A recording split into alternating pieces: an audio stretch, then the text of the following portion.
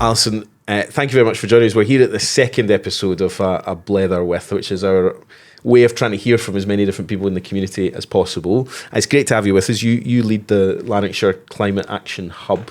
Can we maybe just start, before we get into all of that, because there's amazing stuff I want to talk to you about, but just sort of, how did you get to this place yourself, and what's your sort of background?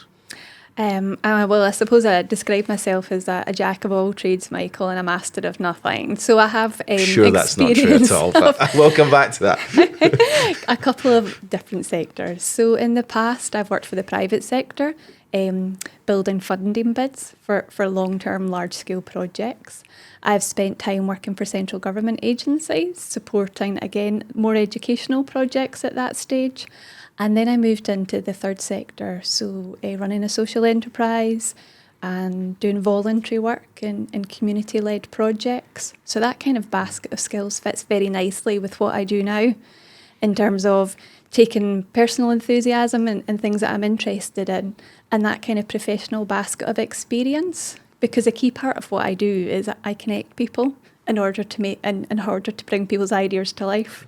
And it is really good to have that sort of, you've seen the other side of various different tables, so you know how these things work. I always think, I used to work in the third sector, and that sort of insight is invaluable when you're going out fundraising and doing all that. So yes, I mean, and constantly, like yesterday at our team meeting, I kept saying to my staff, put yourself in the shoes of the person that you're trying to help. Or if you're communicating something, read the room, understand what people's pressures are, understand about the things that they're interested in, and then shape how you're going to help them. Or if it's something that you're writing or you're recording it, target that way. That's what's going to get people's interest. So that's what we're aiming to do here. This is we're reading the room of this podcast. Just sort of personally then, in the climate space, so you've got all this kind of professional commitment, but you've got a team that are all really motivated by this fundamental idea that we want to pass on a better planet to our children and grandchildren than we've got at the moment. Do you want to talk a bit about that kind of motivation? Yes, I think it comes from a place of, personally, I want to help people, and that's a driver for me in anything that I do. So from my professional life, that's what I want to do. I want to utilise the skills I have in order to help people. I'm a nurturer, I'm a mum, I'm an eldest child, I own a pet. It's my natural tendency to want to get involved and come up with ideas about how we can make things happen for others. And I feel that climate change is like one of our biggest challenges. And so that's what drew me to kind of think, where can I best use my skills now? And that's what drew me to climate change in the third sector. But equally, I want to install a sense of care for people and for place and my children, and to help other people to be able to do that as well. We'll come back to some of that, but is it a dog or a cat or something else? I'm a dog person. Dog. Okay, great. The spaniel family. Amazing. I think what's really interesting about that kind of idea of climate is, there is this need. It's a really present reality in the world now, and we see that in the news all the time. But as a teacher, I always thought it was partly how do you bring this down to their lives on a daily basis and not make it seem like this impossible thing that we just throw our hands up and say, it's too hard, so we just can't do anything. Yeah, I mean, very much. I kind of set out from the start for the Lanarkshire Climate Action Hub as we had to talk to people in a way that was relevant to them. And I think there's a perception in some places that climate is a one term, and you kind of are drawn to the character of a Greta Thunberg, excuse me, or someone that's vegan or has like a lot of care for animals and things like that. And what we have done is shifted it more into questions about people's like daily lives and the priorities that they have. So how do I heat my home or my building? How do I travel to work or to education or to socialise? Where does my food come from? How has it been grown? How can I get access to good quality and safe green spaces? And then how can we make decisions where we're reducing waste and we're reducing the amount of stuff that we're consuming? So we break it down into little building blocks, which probably relates to you as a teacher trying to explain perhaps a concept that might not feel interesting or relevant to your class, or that, as you say, might feel just like too large and too overwhelming. And I think that sense that this is about a better quality of life for all of us now, and it also helps the planet in the long term. I think so, and I think that's when we talk about climate action locally, I think that's really key. So, for example, if you're taking action around reducing the energy use in your home, as well as the kind of reducing the carbon impact, you're reducing your energy bills, and so it's got financial savings for you. For example, if you're maybe taking decisions to travel a wee bit more actively, maybe walking or cycling rather than the car for a short journey, you're taking things and steps that is improving your physical health. So that kind of, sometimes they use language like co-benefits, but I think it's helping all aspects of your life. And I think that's why if we can help people recognise that, we've got a greater chance of more people taking these types of climate action. We'll come on to some of the events that are part of the festival, because they kind of touch on that real broad range of things, and some of them are absolutely amazing. But let's go back a step. So you lead the Lanarkshire Climate Action Hub. Tell us what that is. So it's a Scottish Government-led initiative. The idea is that there would be a regional hub all across Scotland, and so there's 24 of us in existence.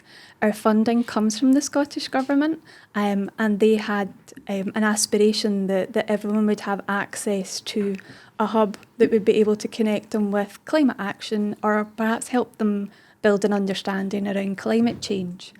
So they come in all shapes and sizes. Ours is one of the largest ones because we cover North Lanarkshire Local Authority and also South Lanarkshire Local Authority area.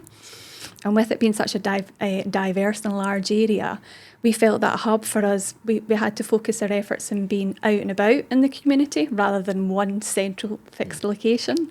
And also we've put quite a bit of investment into being a virtual hub. So the likes of our website is got a huge range of resources. We have social media sites, Facebook and Instagram, where we put out a lot of content for individuals to understand what climate action is and what it looks like in Lanarkshire. And quite often we put on a number of different events in different parts of Lanarkshire. So the hub is effectively there to build capacity, which is quite a third sector word, to help groups be able to take more climate action. And that help could take the form of small grants funding.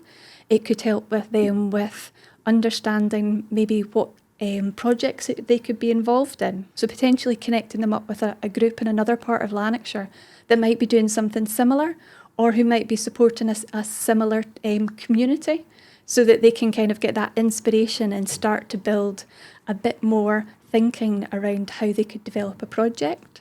And then we can help them with kind of a little bit further, maybe writing a funding proposal or connecting them up with other partners that could help them maybe get more funding and longer term funding to do that. Because some of these things are just, people have a great idea but they maybe don't know how to go about it, and those are often the best people if you can give them a bit of help with it. You've got an event, I think, as part of the festival around sharing how some community groups have done solar on rooftops and things like that. It's the classic one that, you know, we need that as a country for people to have much more solar, and we need to, if we can use our rooftops, we should.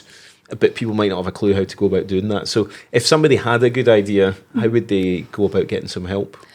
So first of all, get in touch with us. And in terms of who we have to help, I've got a team of development officers in which recruited people who had that kind of basket of experience when we talked about those building blocks of climate. So I have Natasha, who's my development officer, that focuses on energy. So projects to do with energy efficiency or perhaps renewable energy, such as solar panels and the likes that you talked about. Greg looks after travel, and climate action for travel could look like travelling actively, so wheeling or cycling, but equally looking at shared transport solutions, perhaps community buses or other ways that we can reduce that kind of individual car journeys. And then I have Ben, who looks after growing in green spaces. So a lot of projects to do with growing or nature restoration or nature connectedness. And lastly, I have Karen, who looks after waste. And that can be projects about reducing your use of things or looking at ways that you can reuse or repurpose items. And so a community group has got access to connecting with someone who has those different types of experiences. They may understand the kind of the policy around it. They may know which organisations fund that type of project. and they've got a good understanding of the landscape of organisations in Lanarkshire who are already doing that type of activity and can help connect them. And well done remembering all the. It's always dangerous as a politician saying I'm going to start listing names, and then you forget the one. The one was so well done. That's very good. Let's touch a little bit on the festival. So this is the second year of running the festival. It's come out. I had a quick look before we did the podcast. There are some amazing events in it, but some of them you've got from ethical household product training, which is really important. Bikes and brews sounds brilliant. And then a harvest hoedown. Yeah. I'm curious about a harvest hoedown. So in terms of the festival, we wanted to help community groups to be able to participate. So we offered a small grant where they could apply for some funding that would cover like the running costs of the event, or maybe buy some materials or provide the refreshments. And the festival's an opportunity for them to raise their profile with people in their community about what they do, and perhaps maybe recruit some extra volunteers. And for members of the public, it's their opportunity to find something to be involved in that's quite fun, quite interactive. So with a title like Harvest Hoedown, it's definitely going to pick your interest. And it's at Clyde's Mill Growing Garden. It's in terms of like the growing season, it's harvest time. It's the time where you celebrate all that hard work that you've put into nurturing the plants and the seeds. And so the way they want to do that is to invite the community to come along to celebrate what they've grown and are harvesting. They're going to have some music, which I'm guessing is country themed with that type of stuff. And also I think they want to give the people that come along a growing kit to take back home with them so that they can pass on some of that enthusiasm about growing your own. If people haven't been to Clyde's Mill, it's a fantastic place. It's got a huge fire station, but it's also got the bees, the Cambusine bees, which are brilliant, and the community garden, which is great. And so part of this, I suppose, is people might not know these things are already going on in their community, so it's trying to make them as open to people to come and try out and see. Exactly. So like the Bikes and Brews is social track up in North Lanarkshire, and they're inviting people to come along. They could perhaps borrow a bike, so if they don't have their own bike and they that's a barrier, they're like, come along, have a chat with us, find out what we offer as an organisation, and let's take you to somewhere. So they'll lead the bike, so that kind of gives people confidence in where they could go locally in their bike. And then Graham, who's running that, loves a campfire. So I think that's where the brew comes into, that they will have a campfire, have a hot drink. And that's an opportunity to have conversations and connect with people, which is another part of the festival. I think it gives people the opportunity to perhaps maybe have a discussion about something and that they've heard about in the news, or that's something that's probably they're a bit curious to find out more in, but in quite an accessible way. It's not like an information talk or anything like that. There's a sort of like link to some of the things you were talking about earlier as well. Last time I saw some of your team, Bothwell Castle was having an open day, and there were two stalls next to each other. It was the Climate Hub, and then there was the sort of active team from the council, looking at how we can get more people going out walking, and some of it was nature walks, but actually underneath it all was reduce some social isolation and improve your mental health, and all these things are linked. It goes back a bit to what we were saying before, wasn't it? That it's the aim, the big picture might be to try and tackle the climate crisis, but you can do that in a way that also impacts people's well-being and the local community as well. So you can achieve so much. Yeah. Great. Yeah. Really good. Now we were talking a little bit. Obviously, the work you do, doesn't just happen. You've got a team that do it, and it needs funding. What's the sort of future? What does that sort of look like from your point of view?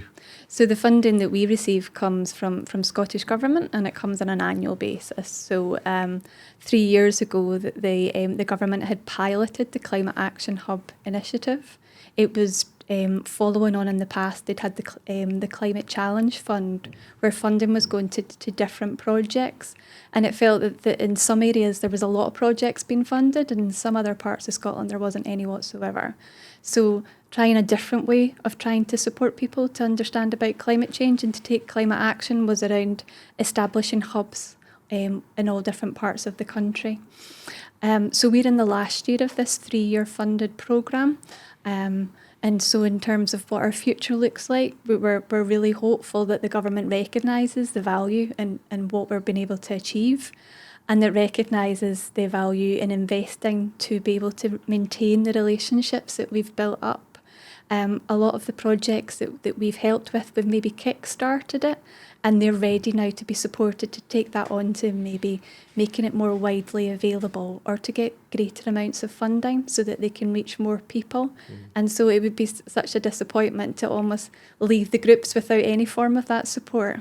And it does take time with these things, doesn't it, to set up, and then you know the impact that you have. Some of it might be self-sustaining with volunteers and things, but there is this need for capacity in communities where I always sort of think some of the best community organisations have brilliant teams of volunteers doing great things, but there is a lot to running an organisation in the background that you do need that sort of core funding and the capacity that you've got from your team to go out and do all these events and to sort of unlock that potential that communities have got. I think so. I mean, in Lanarkshire, we've got so many great community organisations, but it's such a large area and such diverse communities. And so when we were building a team, it was like, where can we add the value to what's already there? So we were very clear not to duplicate because, you know, funding doesn't go that far in the third sector. So that's why, for example, the development officers have a climate focus, whereas some hubs have chosen to give their staff a geographical focus. But the knowledge already exists at a local level in terms of community groups.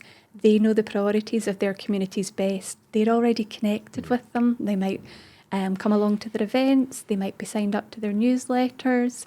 They might know them on a personal basis. So we could never replicate that on like a kind of 3-year funded programme and get that level of knowledge and understanding.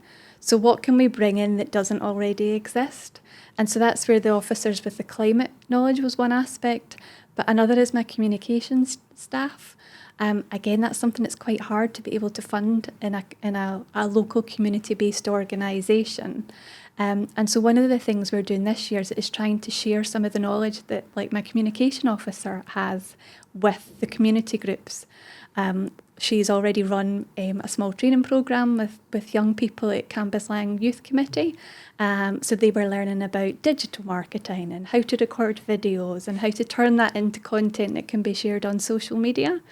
And we've got another example of that happening during the festival. So again, where can we add value that doesn't currently exist? And I always sort of think when we go around a lot of community groups, they're doing amazing things, but they often don't have the skill sets in the fundraising or in the comms. And once upon a time, maybe that didn't matter, but actually for people to be able to know where to access things, it does matter a lot more. So I don't want to sort of, this podcast isn't political at all, but just a sort of broader view of the world at the moment. This whole question about climate is becoming much more small p political than it ever has been before. And I suppose just to sort of end where we started, one of the most important messages I think is that this isn't a sort of big political view one way or the other. It's about the place you live in being the best it possibly can be, having clean air and clean water and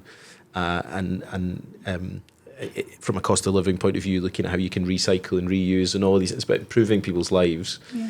We've got a lot more to do in making that argument, I think. We have. I think one of the thing is kind of we don't want to engage with the kind of the negative press that is around, like, does climate change exist? So let's look at what we see as individuals. And with the kids having just come back to school after the summer holidays, let's reflect back on the weather patterns that we've noticed over that kind of 6-week period. So we had a day where temperatures were over 30 degrees. And that then reflects the fact that we know that Scotland's temperatures, the climate is getting warmer. We had periods of extreme weather. We had storm warnings with the high winds. And that reflects the fact that we know that there are going to be more frequent extreme weather events happening. And also we had periods of prolonged dry spells, followed by a lot of excess rain in a very short amount of time, which led to drains overflowing, gutters getting blocked. And so people saw for their eyes, you know, football fields were being flooded, they were out of action, or it was difficult to travel because the road was blocked or the pavements were really wet. So if we're trying to get people to understand that the climate is changing, let's bring the kind of, I suppose, the awareness into what we see ourselves and what is different than periods in the past. And I think you're exactly right about climate action. Again, that has to be local and that has to be relevant to people's daily lives and being able to connect them into ways that they can access support and guidance around how can I take these steps and how can I fit them into my lives, which perhaps are already quite busy and quite pressurised with things like paying bills and all that type of stuff that we have to deal with. Yeah, exactly. And you know, our lives are busier than ever, and the kind of constant stream of news and information and everything means there's a lot of pressure on us. But I think the work you're doing in the festival and things is all about saying, if someone says, I do care about the future of the planet actually, but I don't know where to start, then it's small steps, and that's the work you're doing. And small steps are so much easier when you're doing it with other people, isn't it? If you're making any type of change, be that perhaps going to the gym or starting a new exercise regime, it's far easier to start and sustain it when you're surrounded by like-minded people. Well, it's also far easier to start a podcast when you've got really interesting people to talk to. So we should end there. But thanks so much for joining us for our second episode of A Blether with Alison. Thanks so much, and thanks to all your team at the Climate Action Hub for all you do. Thanks very much. Thank you.